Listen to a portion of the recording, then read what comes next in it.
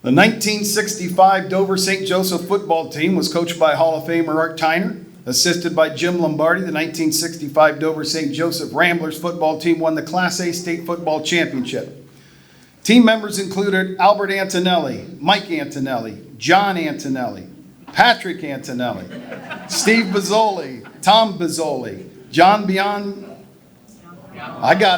Biancamano, Rich Bellini, Denny Capizella, Tom Capizella, Dan Cardani, Fred Davis, Bob Ducrane, Fred Donato, Jim Doubt, Mike Fergoss, Bob Hammond, John Hayes, Tim Kelbley, Jeff Lammers, Bill Lewis, Frank Marino, John Martinelli, Dan Matavi, Sean McKenna, John Monaco, Dave Myers, Martin Nelson, John Pataka, Tony Petit, Jim Range, Jim Schilling, Larry Salsby, Val Strimbu, John Tecco, Tom Turney, Dave Vaughn, Mark Walters, Bob Yowzy, and John Yowzy.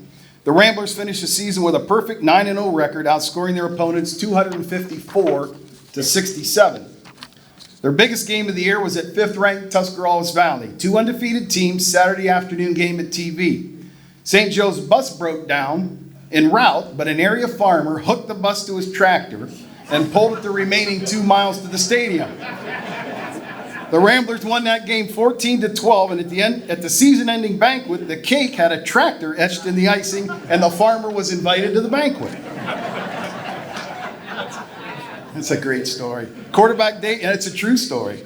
I confirmed it with the guys. Quarterback Dave Myers and center Steve Bizzoli were named All-Ohioans. We have some members and representatives of the 1965 Dover St. Joseph State Championship football team with us this evening. When I call your name, please come forward to accept your honor. Albert Antonelli. John Antonelli. Patrick Antonelli.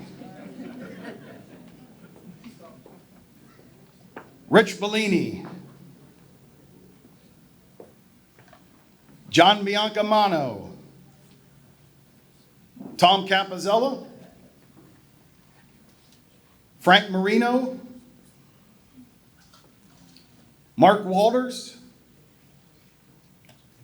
Dave Vaughn. Kevin Petit, representing his uncle Tony Petit. And John Capizella, representing his brother Denny Capizella.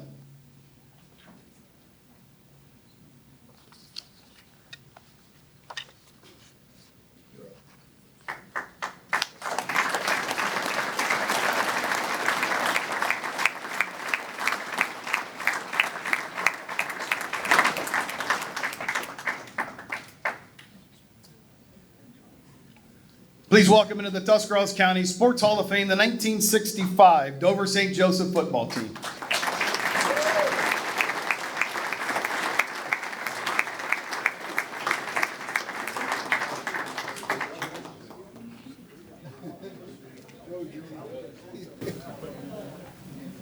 I guess I've been nominated. We were a small school, among the smallest of the Class A schools, and the names that you just read, the members of the football team, constituted about 60% of the boys in the school. There were only 75 boys in the school, and 40 of them were on the football team.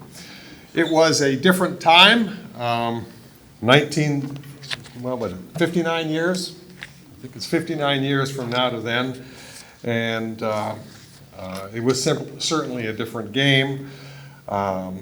As I said, we were a small school. We had no facilities.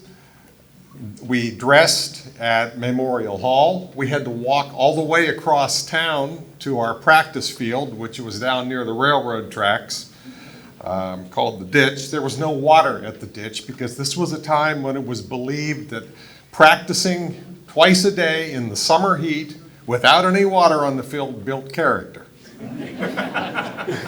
And it actually did, but in those times it also killed people. But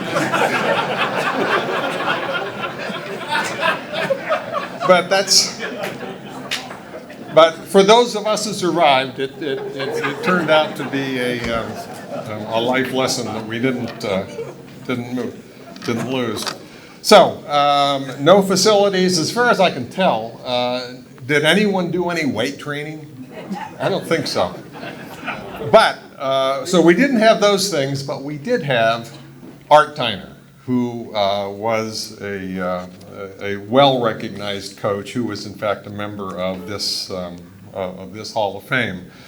Art believed, and he taught us, that if you sacrificed, if you worked harder than anybody else, you could do about anything you wanted. And he was right. That was the ethos of the time. In sport, we weren't paid. We did it for the love of the sport and the love of the school. And once again, as I said, that was a life lesson that stayed with us forever.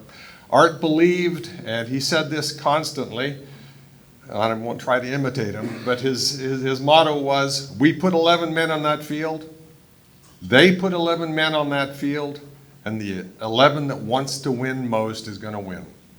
And that's the way it turned out. So, recognizing, I just want to recognize Art and a lot of the lessons that we learned from him.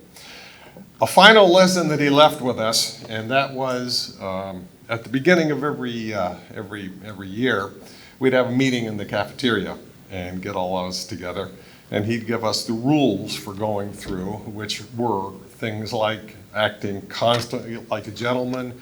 If you score, you don't carry on like a damn fool.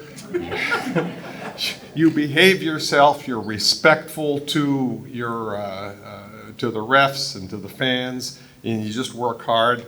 And toward the end of his little speech, he always said this. He said, someday when you're sitting around the fire talking about the old days. Now, when you're talking to a bunch of 17-year-olds, that always gets a laugh, because they can, I mean, when you're 17, you can't imagine sitting around the fire talking about the old days.